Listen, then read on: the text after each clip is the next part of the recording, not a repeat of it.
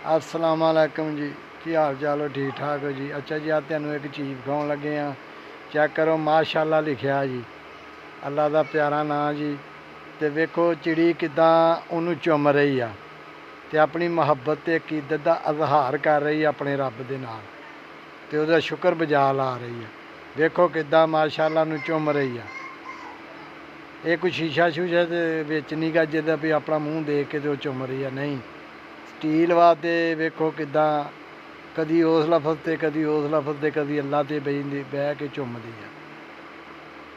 वेखो ते तुसीं भी यार एक बारी माशाअल्लाह वेख के कह दिओ सुबहान अल्लाह। कुदरत का निज़ाम वेखो किदां अपनी मखलूक नूं अपने मुहब्बत दिलों में पाउंदा। वीडियो चंगी लगे तो लाइक तो शेयर करो, चैनल नूं सबसक्राइब करो ते वीर नूं दुआवां विच याद रखो। अल्लाह हाफिज़।